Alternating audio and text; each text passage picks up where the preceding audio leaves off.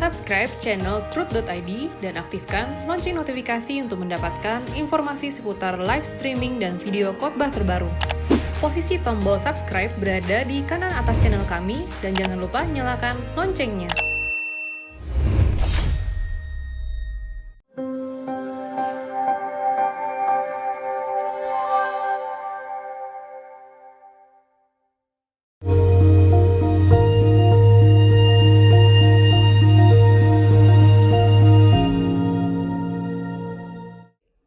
Baik, kita akan masuk di episode 138 dari 0822-33558, Ibu usia 46 tahun, Jemaat GSKI Betani Nginden, Surabaya. Salam Pak Eras, saya senang banget dengerin khotbah-khotbah Pak Eras. Semakin didengar dan direnungkan, saya semakin tidak menginginkan apa-apa lagi di bumi ini selain Tuhan. Puji Tuhan banget. Dan terima kasihku buat Pak Eras. Kembali kasih, Bu. Saya mau tanya, Pak, soal mama saya yang sudah tua umur 78 tahun, habis masuk rumah sakit, sekarang ini di rumah tinggal dengan anak saya yang ketiga, putu atau cucu kesayangan. Dan bibi saya yang umurnya 75 tahun, tapi masih sehat. Jadi bertiga saja, tapi saya hampir tiap hari ke rumah mama. Kondisi mama nggak bisa jalan jauh, beda jauh dengan bibi saya. Memang dulu beragama lain ya, tapi nggak aktif sembahyang. Sejak mama pindah Surabaya, saya yang pulang sering ajak mama ke gereja. Kebetulan saya yang paling dekat dengan mama. Keluarga besar saya banyak yang beragama seperti mama. Jadi cici-cici saya sering sekali sembayangi itu air aqua, buah dan lain-lain. Terus dikasihkan mama gitu loh untuk dimakan. Terkadang setel lagu-lagu agama mereka ya, bukan Kristen ya, di kamar tidur mama atau di meja sembayangan papa saya. Nggak boleh dimatikan katanya ya. Mama sebenarnya lebih memilih ikut Yesus, Pak. Kalau saya tanya, tapi kalau dia disuruh sembahyang agama itu sama cici tetap mau, kan susah Pak ya nolaknya, betul. Saya terkadang jengkel loh Pak dengan ulah cici saya. Kalau di Kristen mungkin bisa disebut pendeta. Karena cici kalau sembahyang pakai baju kuning dan lama banget kalau sembahyang buat kesembuhan mama katanya. Katanya ada banyak roh jahat yang nempel ke dekat tubuh mama. Sakjane sebenarnya mama nggak suka sama cici. Kalau mereka datang pasti mama ngusir-ngusir gitu. Tapi cici telaten juga tetap datang Pak. Inti mama itu nggak tegas Pak. Intinya itu nggak tegas. Saya sendiri nggak bisa ngelarang cici sembahyang buat mama. Cici maksudnya ya, kakak. Gimana ya Pak dengan kondisi seperti ini? Cici mestinya sayang mama juga, tapi caranya beda Pak. Mereka percaya banget dengan adat istiadat seperti pasang foto, nggak boleh yang muda di atas. Harus foto orang tua yang di atas, cari hari baik dan lain-lain. Kamar mama dikasih daun kelor untuk ngusir roh jahat. Dan banyak lagi yang lain Pak. Saya selama ini cuma bisa ngomong sama mama untuk berdoa nyebut nama Yesus. Berterima kasih buat umur panjang. Pokoknya doa yang sederhana aja Pak. Karena memang sendiri malas untuk berdoa. Karena mama sendiri malas untuk berdoa. Mama juga kena Alzheimer. Jadi sering kata-katanya itu menyakitkan orang-orang di sekitarnya. Terutama bibi saya yang ikut merawat mama saya. Ini bibi maksudnya pembantu ya. Atau mungkin tante ya. Kalau tante pasti ii atau apa. Ini kalau bibi mungkin pembantu, ya mungkin. Karena merawat. Oke. Kalau tante kan ii gitu ya. Seiring perjalanan waktu sekarang ini mama lebih tenang, gak terlalu bicara kasar. Tapi sesekali kumat lagi Pak. Menghadapi orang tua memang harus ekstra sabar ya Pak. Kalau gak gitu kita bisa stres. Terus gimana ini Pak kalau cici mengarah mama ke agamanya? Kan kasihan mama jadi bingung. Mama nggak tegas, apalagi kondisi sudah tua gini, jadi susah ngomongnya Pak. Sedih rasanya, kadang hati saya ikut sakit kalau mama mau sembahyang agama itu. Saya merasa gagal bawa mama untuk mengikuti Yesus Pak. Apa yang harus saya lakukan ya Pak Eras? Terima kasih ya Pak, sudah bacain cerpen saya. Ini sudah saya ringkas Pak. Kalau nggak diringkas gimana ya? Tuhan memberkati kita semua ya Pak, buat Pak Eras tetap sehat supaya bisa menyampaikan suara kebenaran. Yang pertama Bu, ya, Ibu, yang pertama jangan pakaikan baju ukuran Ibu ke mama, ya enggak boleh. Mama nggak tegas loh, itu mama kok udah tua, lagi pula mama juga belum kenal kebenaran Injil.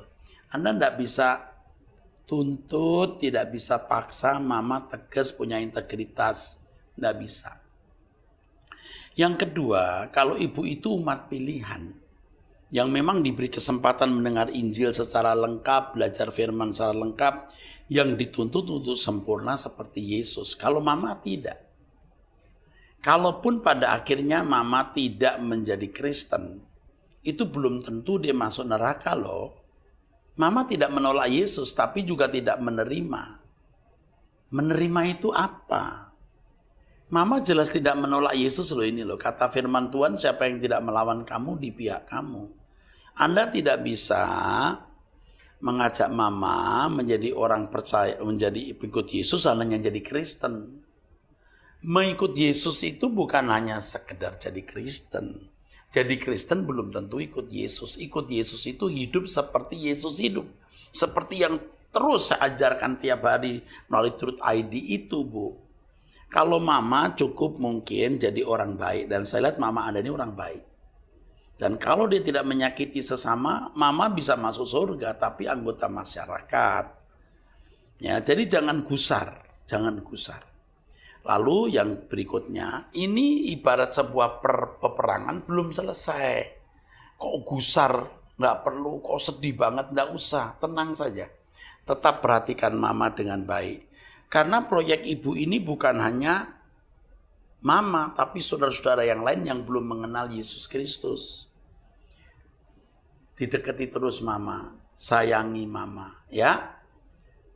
Yang penting mama menjadi orang baik, tidak menyakiti sesama, ya, terus dibimbing, ya. Syukur-syukur mama bisa menjadi orang Kristen, kalau tidak jangan paksa. Saya lihat di sini Anda sudah agak putus asa sama cici-cinya ya, sama cici-cicinya yang mungkin rasanya nggak mungkin, yang rasanya tidak mungkin jadi orang Kristen kali ya. Tapi nanti dulu belum tentu. Bisa saja mereka jadi orang percaya juga. Yang penting kehidupan ibu jadi kesaksian, jadi saksi ini loh. Orang percaya ini begini modelnya. Tidak ngotot, maksa orang masuk Kristen, tidak nyerang-nyerang. Nah Tuhan akan memberi ibu itu hikmat untuk itu. Ya, mungkin apa yang saya katakan tidak disetujui oleh banyak orang. Karena banyak orang mikir orang harus jadi orang Kristen untuk masuk surga. Jelas Yesus Kristus memang mati untuk semua orang. Tetapi untuk menjadi umat pilihan itu Tuhan yang menentukan. Itu prerogatif Tuhan. Umat pilihan artinya umat yang diberi kesempatan mendengar Injil. Supaya mendengar Injil, mengerti Injil secara lengkap, supaya sempurna seperti Bapa, serupa dengan Yesus. Kalau tidak ya enggak bisa. Bukan. Ya, jangan kita mengkristenkan orang hanya sekedar supaya jadi orang beragama Kristen ke gereja. Tetapi mestinya tujuan utamanya adalah membuat orang menjadi sempurna seperti Yesus. Sempurna seperti Bapa, serupa dengan Yesus. Kalau mama bukan umat pilihan seperti Anda, ya jangan paksakan baju yang Anda mesti pakai, ukuran baju yang saudara pakai untuk mama. Ya, rileks saja ya. Tetap jalani, ini peperangan belum selesai. Anda bisa menyelamatkan mama, bahkan cici-cici Anda. Ingat, perbuatan kita lebih kuat suaranya dari khotbah kita di mulut atau di bibir. 0851068895 seterusnya. Ini pria umur 42 tahun, jemaat GSKI Nginden Surabaya juga. Ini ada ini ya. jemaat GSKI Nginden semua ini. Salam Pak Erastus, saya sangat terberkati dengan khotbah-khotbah dari Pak Erastus dan Pak Wiktanto. Buahnya adalah saya mengalami perubahan dalam hidup, semakin hati-hati dalam bertindak supaya hidup menyenangkan hati Bapak. Baru kali ini saya merasa begitu ingin berbuat lebih dengan tindakan nyata, apa yang bisa saya lakukan untuk melayani orang lain. Sayangnya sampai saat ini saya belum menemukan ladang apa yang tepat. Saya berharap Tuhan menyampaikan rencananya apa yang harus saya lakukan. Oh ya Pak Eras, saya mau tanya mengenai Ekumene Bible Core Surga. Bapak menyatakan kalau orang dari agama lain pada saat pengadilan tahta Allah, perbuatannya akan dinilai berdasarkan kitabnya masing-masing. Kalau seperti itu, apa manfaatnya kita orang Kristen bersaksi, kemudian membawa orang percaya kepada Yesus? Biarkan saja mereka dengan kepercayaan mereka sendiri, toh juga mereka hidup baik sesuai ajaran kitab mereka, mereka juga akan masuk surga. Apa ini justru malah tidak bertentangan dengan amanat agung Tuhan Yesus, Matius 28:19. Karena itu pergilah jadikanlah semua bangsa muridku dan baptislah mereka dalam nama Bapa dan Anak dan Roh Kudus. Mohon penjelasan, terima kasih Tuhan memberkati. Tolong diinfo pertanyaan yang akan dijawab pada sesi keberapa, terima kasih. Baik kepada Bapak yang dari jemaat Nginden ini, pria usia 42 tahun. Nah, yang pertama harus saya beritahu bahwa amanat agung itu tidak hanya membuat orang mendengar Injil lalu jadi Kristen loh. Ajar mereka melakukan segala sesuatu yang kuperintahkan. Artinya kita memang harus mengajarkan Injil untuk menyelamatkan orang. Keselamatan orang itu dikembalikannya manusia ke rancangan Allah semula. Jadi kalau dikatakan di sini, kalau seperti itu apa manfaat kita orang Kristen bersaksi kepada orang, membawa orang kepada Yesus? Nah ini loh kesalahan banyak orang. Membawa orang kepada Yesus itu bukan hanya untuk beragama Kristen, tetapi menjadi serupa seperti Yesus. Sempurna seperti Bapa. Berkarakter seperti Kristus. Itu intinya. Pasti kita harus memberitakan Injil. Maka dikatakan memberitakan Injil itu, kata memberitakan itu sebenarnya bukan hanya memberi judul bahwa Yesus Tuhan dan Juru Selamat, siapa yang percaya masuk surga. Percaya itu apa? Surga itu apa? Menerima Yesus itu apa? Harus jelas, dan itulah yang dikatakan ajar mereka melakukan segala sesuatu yang kuperintahkan kepadamu.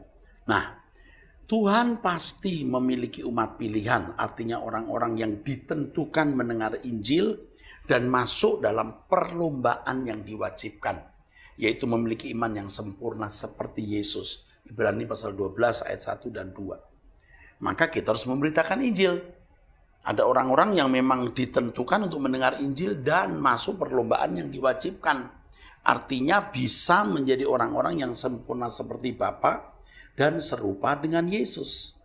Ini tidak bertentangan dengan amanat agung Tuhan Yesus. Sedangkan orang lain yang tidak mendengar Injil atau salah mendengar Injil, itu dihakimi menurut perbuatan. Dan mereka orang-orang yang tidak ditentukan menjadi umat pilihan. Tapi kalau bicara mengenai umat pilihan, bukan berarti pasti masuk surga. Tapi orang yang diberi kesempatan untuk diproses menjadi sempurna seperti Bapa atau serupa dengan Yesus. Nah itu, jadi Bapak Ibu, khusus kepada Bapak penanya ini, Bapak menyatakan kalau orang dari agama lain pada saat pengadaan tahta Allah, perbuatannya akan dinilai berdasarkan kitabnya masing-masing. Ya iya, memang ayat Alkitab berkata begitu kok. Kalau orang Yahudi diagami menurut Tauratnya. Yang tidak punya Taurat, ya nurani mereka. Pasti mereka juga punya tatanan hukum. Ya, Tuhan menghendaki manusia dikembalikan ke rancangan semula. Jika jumlah orang-orang yang dikembalikan ke rancangan semula cukup, yaitu orang-orang yang disebut corpus delicti, baru Tuhan Yesus datang. Nah, nanti kalau Anda mendengar penjelasan saya mengenai corpus delicti, Anda akan tahu maksudnya. Kita memberitakan Injil artinya mengajarkan apa yang diajarkan Yesus.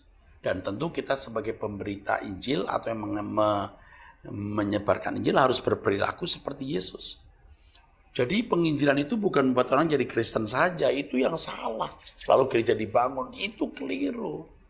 Tetapi membuat orang sempurna seperti Bapa atau serupa dengan Yesus, itu yang penting. Ya, oke, ini jawaban mungkin kurang lengkap, tetapi penjelasan saya mengenai keselamatan di luar Kristen lengkap. Itu pertemuannya belasan atau bahkan mungkin puluhan kali. Juga disambung dengan Yesus datang untuk semua orang. Ikuti di Truth ID mengenai hal ini. Nanti saudara akan bisa mendapatkan penjelasan yang sangat jelas. Terima kasih. Oke. Dari seseorang yang saya rahasiakan identitasnya, ya. Salam Pak Era, saya seorang hamba Tuhan, pendeta dari sebuah gereja terbesar di Kalimantan. Inisial nama saya ini, ya, usia 38 tahun. Saya berasal dari Kalimantan Selatan. Setiap bapak dan tim membuat acara seminar di Banjarmasin, saya selalu ada, bahkan saya terlibat sebagai panitia di dalamnya. Saya tidak keberatan Pak Eras tahu identitas saya, tapi saya mohon identitas ini saya rahasiakan. Oke, siap. Saya sudah mengikuti pengajaran Pak Eras kurang lebih 4 tahun ini, dan jujur pengajaran Pak Eras yang selama ini saya dengar memberi saya penguatan yang luar biasa di tengah pergumulan hidup saya, khususnya rumah tangga saya. Tidak ada masalah dalam pelayanan saya. Bahkan pengajaran-pengajaran Bapak seringkali menjadi dasar dari setiap pengajaran saya untuk jemaat yang saya layani. Masalah saya terletak pada pasangan hidup saya, suami saya. Ini jadi perempuan ibu-ibu ini ya. Suami saya tidak hidup takut akan Tuhan. Beberapa kali, setahu saya 3 kali dalam usia pernikahan kami, sudah 12 tahun, suami saya selingkuh dengan rekan sekerjanya. Jadi usianya mungkin belum lebih 40 tahun, 30 tahun sekian. Setiap ketahuan dia selalu minta maaf, dan setiap itu pula saya memaafkan. Saya ingin bercerai, tapi saya tidak tega dengan 3 anak saya yang masih kecil. Dan pula saya seorang pendeta. Apa yang akan terjadi jika saya bercerai? Selain selingkuh, suami saya juga terikat dengan obat-obat. Tapi saat ini suami saya sudah ke dokter dan sedang menjalani perawatan. Suami saya belum bertobat dari apa yang dia lakukan, dan karenanya kadang saya merasa sangat lelah dan putus asa. Tidak ada yang tahu masalah yang saya hadapi, hanya 1-2 orang sahabat yang benar-benar percaya. Apa yang harus saya lakukan, Pak? Saya takut kalau hal ini bisa mempengaruhi kejiwaan saya. Bisa, pasti mempengaruhi, tapi menjadi pengaruh positif atau negatif itu masalahnya. Mestinya jadi positif. Kadang saya merasa sangat terguncang, saya takut pada akhirnya saya tidak mampu bertahan. Seringkali saya hanya bisa menangis dan berkeluh kepada Tuhan, tapi ada saatnya saya merasa ingin memberontak dan melawan. Terima kasih Bapak mau membaca surat saya menanti saran dari Bapak, Tuhan Yesus memberkati.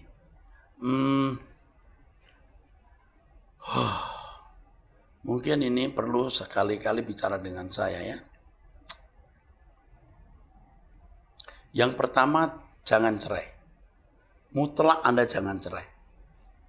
Ya, Anda harus tahu bahwa pergumulan suami Anda tidak ringan. Mungkin dia juga tidak mau dilahirkan. Kalau dilahirkan menjadi laki-laki yang terikat dengan libido atau seks sampai beberapa kali selingkuh. Dia tidak merancang untuk selingkuh. Dia tidak merencanakan selingkuh. Ya, waktu menikah dengan Anda, dia tidak merancang selingkuh. Dia tidak merencanakan selingkuh. Tapi karena kelemahan kedagingannya dia jatuh. Tolong jangan cerai. You harus melihat suami sebagai seorang pasien. Memandang dia sebagai pesakitan. Ya. Jangan memandang dia sebagai suami yang normal. Ini kasus khusus. Saya lihat suami Anda masih bisa berubah karena mau minta maaf. Ya, itu sudah bagus. Banyak suami yang menutup-nutupi dan malah marah. Yang kedua, dia kena obat tetapi dia masih mau berobat. Ini mau benar. Jadi saya minta kepada Anda untuk tidak bercerai. Lihat anak-anak, kasihan anak-anak. Kalau Anda membutuhkan pendampingan, mungkin saya bisa meminta seorang pendeta wanita juga di sekitar saya untuk mendampingi Anda, memberi penguatan. Kalau tidak keberatan dan sangat bisa dipercaya, usianya hampir 2 kali lipat dari usia Anda. Ya 1,5 kali lah, 1,5 kali lipat lebih ya. Dari ibu pendeta ini ya. Jangan cerai. Anda takut, Anda tidak sanggup, Anda pasti mampu. Tuhan tidak mungkin mengizinkan pencobaan melampaui kekuatan Anda. Anda takut, Anda terguncang, memang guncangan ini diizinkan Tuhan. Sering kita yang menghadapi realitas-realitas pahit seperti ini bisa berpikir lebih realistis. Inilah dunia. Nanti kita akan lebih bisa menerima realitas kematian, realitas pengadilan Allah, realitas surga neraka, dan yang dahsyat, realitas Allah yang tidak kelihatan. Ini menjadi berkat abadi buat Anda. Demi anak-anak Anda tetap menikah dengan pria ini, sembunyikan kesalahannya di depan siapapun, dan jangan lupa Tuhan pasti bertindak.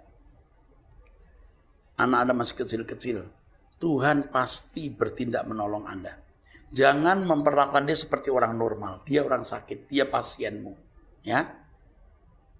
Pegang ucapan saya ini, Tuhan kasih kemampuan, Tuhan beri kekuatan Anda menjadi suster, asisten dokter untuk dia. Yesus dokternya, Anda susternya untuk pria itu. Dan ini akan menjadi berkat kekal untuk dia dan untuk Anda sendiri. Dan akan diingat abadi. Kalau suami Anda nanti suatu kali berubah, dia akan jauh lebih baik dari suami yang belum pernah jatuh. Selamat berjuang Ibu. Ya, jadi saya takut kalau ini mempengaruhi kejiwaan saya. Oh, pasti mempengaruhi. Tetapi positif atau negatif, nah itu tergantung Anda meresponi keadaan tersebut. Saya teruskan 0813 4717 dan seterusnya dari Pontianak. Salam Pak Eras, jubirnya Tuhan Yesus. Juru bicara. Jubir Tuhan kita Yesus Kristus. By the way, saya telah ikuti seminar khotbah Bapak tentang surga. Saat saya SMS WA ini sampai edisi ke-9. Dan sebelumnya telah baca buku yang Pak Eras tentang surga. Semakin paham dan luar biasa diberkati hikmat tentang kebenaran ini. Serta seluruh penjelasan tersebut. Namun ada satu pertanyaan saya yang belum terjawab. Mohon dijelaskan. Atau harus ikuti seminar khotbah sampai selesai. Finish edisinya baru dapat jawaban. Karena tak sabar menunggu dan juga khawatir Bapak tak jelaskan di seminar, pertanyaan saya. Ketika seseorang meninggal dunia dipanggil Tuhan dalam perkenanan Tuhan pada usia tertentu anak. Dan apakah nanti setelah puluhan tahun kita meninggal dunia juga? Ketika seseorang meninggal dunia dipanggil Tuhan dalam perkenanan Tuhan pada usia tertentu anak. Dan apakah nanti setelah puluhan tahun kita meninggal dunia juga? Ini artinya maksudnya apa ya? Ketika seseorang meninggal dunia dipanggil Tuhan dalam perkenanan Tuhan pada usia tertentu, dan apakah nanti setelah puluhan tahun kita meninggal dunia juga? Maksudnya apa ini? Ketika seseorang meninggal dunia dipanggil Tuhan dalam perkenanan Tuhan pada usia, atau saya baca terus deh. Lalu kemudian ketika ketemu di surga pada saat itu rupa dan usianya, tahu.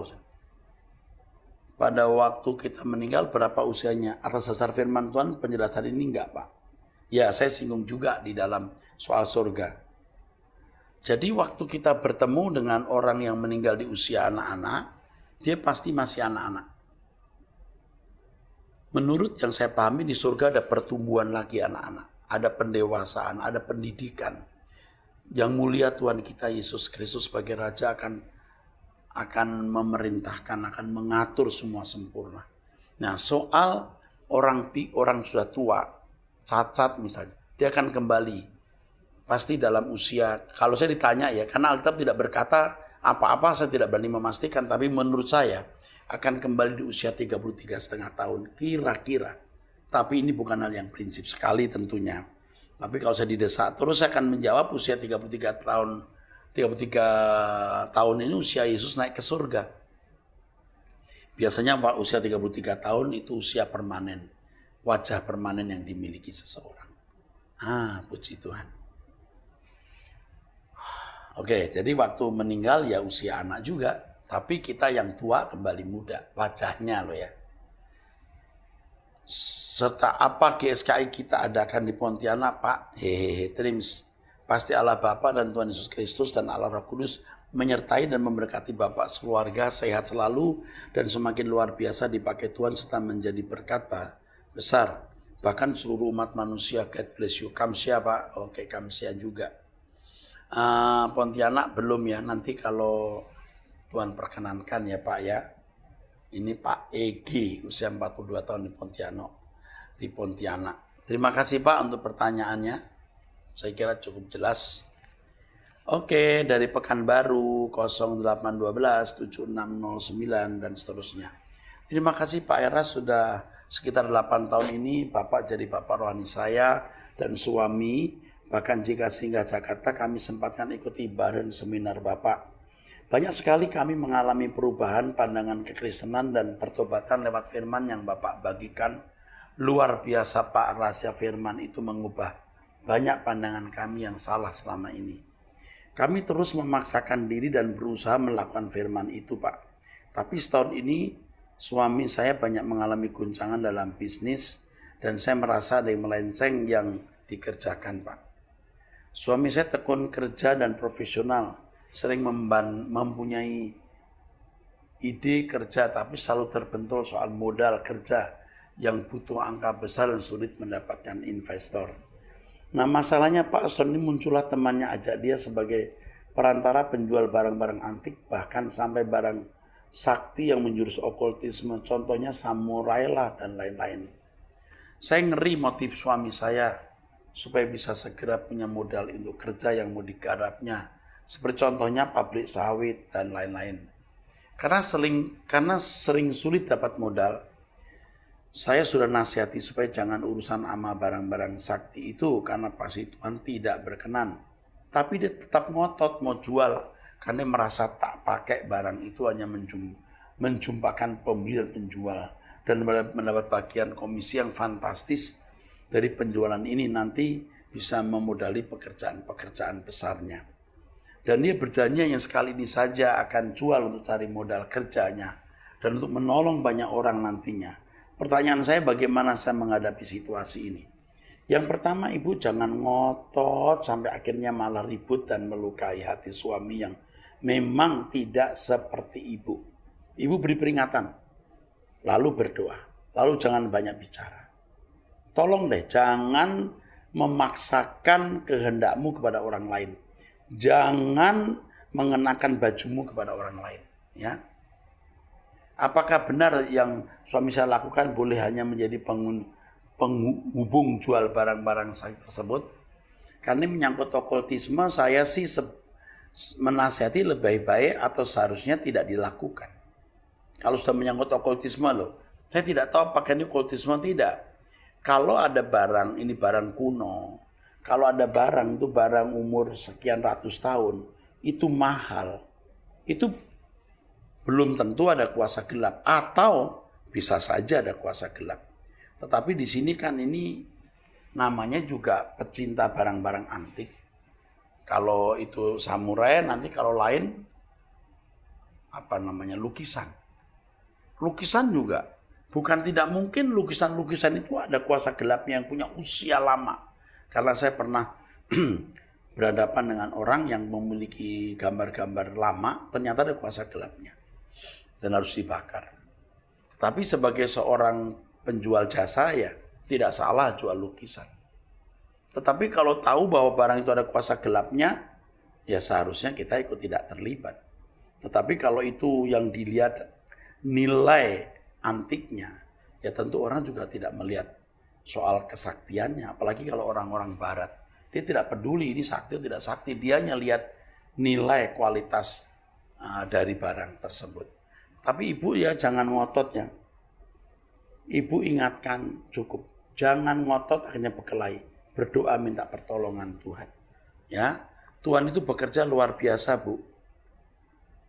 Jadi jangan ngotot. Saya khawatir ibu ini ngotot mau ngatur suami begitu rupa, akhirnya nanti hubungan ibu sama suami jadi ambruk, pecah, dan itu akan sangat merugikan untuk kehidupan panjang kemudian hari. Itu akan bermasalah lebih parah, dampaknya lebih berat, ya. Ketika ibu tidak lagi memiliki hubungan yang baik.